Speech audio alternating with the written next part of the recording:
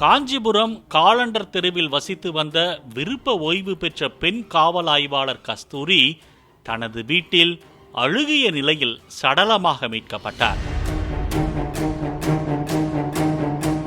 பிணக்கூராய்வில் அவரது தலையில் காயங்கள் இருப்பது தெரிய வந்ததால் கொலையாக இருக்கலாம் என்ற கோணத்தில் போலீசார் வழக்கை விசாரித்தனர்.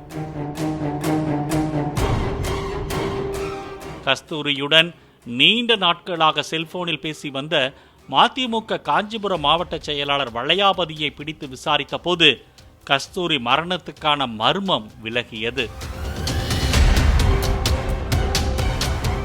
கணவரை பிரிந்து வாழ்ந்து வந்த கஸ்தூரியுடன் கடந்த 20 வருடத்திற்கு மேலாக வளையாபதி நட்பாக இருந்துள்ளார். 61 வயது ஆகிவிட்டதால் கஸ்தூரி வீட்டை விற்றுவிட்டு டேராடூனில் உள்ள தனது மகனிடம் சென்றுவிட முடிவு செய்துள்ளார். வளையாபதியிடம் வீட்டை விற்க உதவுமாறு கூறியுள்ளார். மற்றவர்கள் வீட்டின் மதிப்பு 1.5 கோடி ரூபாய் என்ற நிலையில் வளையாபதியோ வீட்டிற்கு 70 லட்சம் ரூபாய்தான் தேரும் என்று குறைத்து கூறியதால் கஸ்தூரி வளையாபதியுடன் செல்போனில் சத்தம் போட்டுள்ளார்.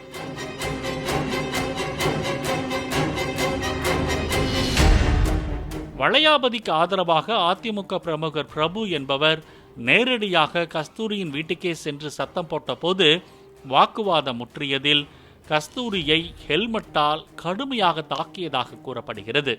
இதில் மூர்ச்சையாகி கீழே விழுந்த பின்னர் அங்கு வந்த வளையாபதியுடன் சேர்ந்து கஸ்தூரியின் முகத்தை தலையணையால் அமுக்கி கொலை செய்ததாக பிரபு வாக்குமூலம் அளித்ததாக போலீசார் தெரிவித்தனர்.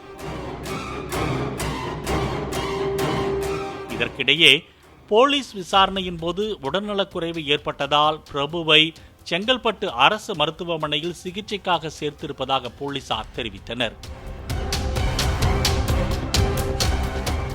வளையாபதியை நீதிமன்றத்தில் ஆஜர்படுத்தி சிறையில் அடைத்துள்ளதாகவும் பிரபு சிகிச்சைக்கு பின்னர் சிறைக்கு கொண்டு செல்லப்படுவார் என்றும் போலீசார் தெரிவித்தனர்.